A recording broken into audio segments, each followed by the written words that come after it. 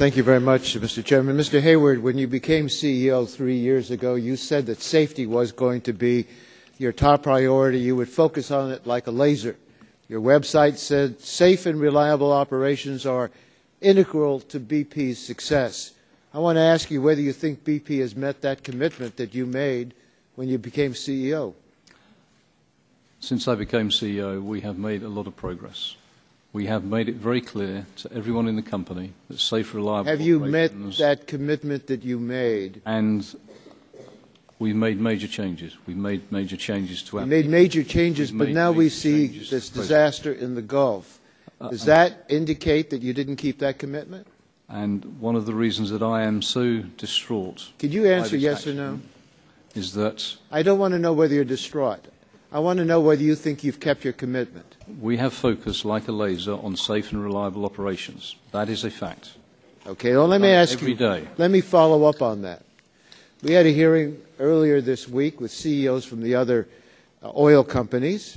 They were unanimous in their view that you made risky decisions that their companies would not have made.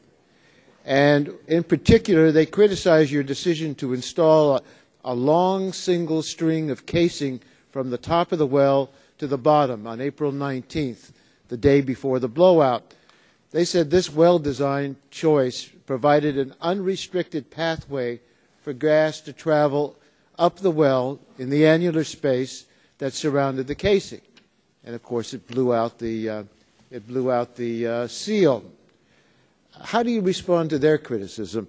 Did BP make a fundamental misjudgment in selecting the single string of casing?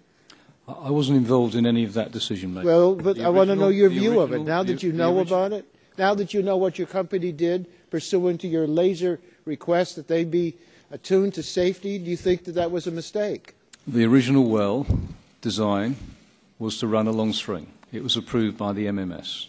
There was then a discussion in the course of the drilling of the well whether a long string or a 7-inch liner would be most appropriate.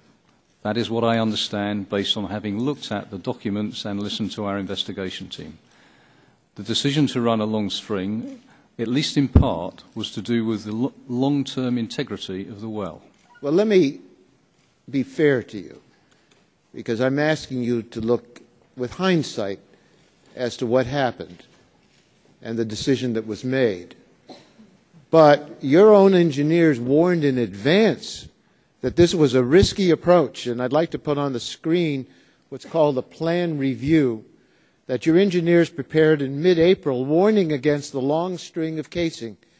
As you can see, your engineers said that if you used a long string of casing, quote, it is unlikely to be a successful cement job. You would be unable to fulfill MMS regulations, and there would be an open annulus to the wellhead. And I have that on the screen. Now, those are serious risks. A failed cement job, a violation of MMS safety regulations, an open pathway for gas to travel to the top of the well. The same document says that if you use the liner and tieback approach, which is what ExxonMobil and other companies said you should have used, you would have avoided or lessened these risks. And here's what the plan review said. If you used a liner, there would be less issue with landing it shallow. It would be a second barrier to gas in the annulus and a higher chance for a successful cement job. Now, you said that BP was supposed to be focused like a laser on safety, yet BP apparently overruled the warnings of its own engineers and chose the more dangerous option. How can you explain that decision by BP? Why were the safety recommendations of your own engineers ignored? I wasn't involved in any of the decision-making. It's clear that there was some discussion amongst the engineering team and an engineering judgment was taken. Now, it's clear to me that you don't want to answer our questions. Because isn't it true that you've served your life in BP? You've only recently become the CEO, but haven't you been in this business most of your professional life? I've been in this business 28 years. 28 years. So you should have some knowledge about these issues. And I sent you a letter in advance asking you were going to be asked these questions and to be prepared to answer it. How can you explain this decision where you ignore, not you yourself, but people that work for you who should have known that it was your directive to be a laser on safety. How could they have ignored these warnings from people right within your company? There was clearly a discussion between the engineering team as to what was the most appropriate course of action to take.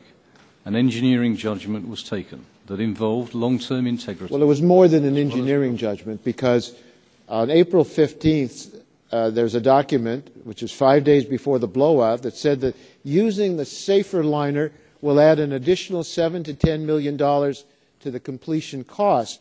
The same document calls it the single string of casing, the best economic case for BP. And the conclusion I draw from these documents is that BP used a more dangerous well design to save $7 million. What do you think about that? What's your response? I believe that document also highlights that the long-term integrity of the well will be best served by a long string. The long string is not an unusual well design in the Gulf of Mexico. As I understand it, say that again. The long string is not an unusual design in the Gulf of Mexico. As I understand it from Halliburton's witness, who was interviewed by our staff, that only 2 to 10% of those wells might use this particular string.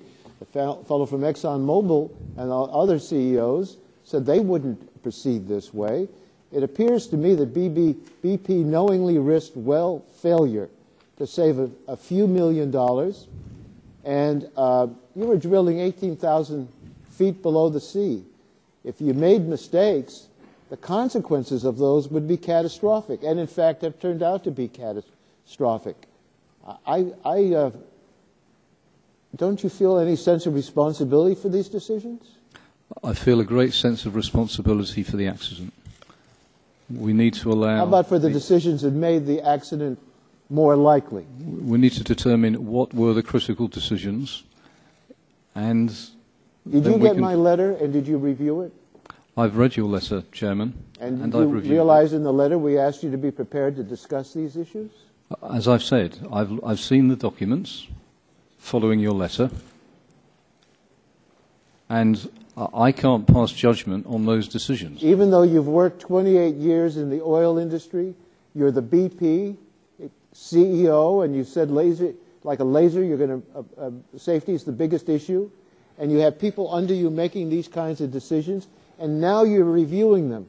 Do you disagree with the conclusion that this was riskier to use this particular well lining? I'm not prepared to draw conclusions about this accident until such time as the investigation has concluded. Well, this is an investigation. That's what this committee is doing. It's an investigatory committee. And we expect you to cooperate with us. Are you failing to cooperate with other investigators as well? Because they're going to have a hard time reaching conclusions if you stonewall them, which is what we seem to be getting today. I'm not stonewalling. I simply was not involved in the decision-making process. I've looked at the documents, and until the investigations are complete, both yours and others... No, but that's somebody else's conclusion. What's your conclusion? I haven't drawn a conclusion, Mr. Chairman. I see. My time has expired, and I'm just amazed at this testimony. Mr. Hayward, you're not taking responsibility. You're kicking the can down the road and acting as if you have nothing to do with this company and nothing to do with the decisions. I find that irresponsible.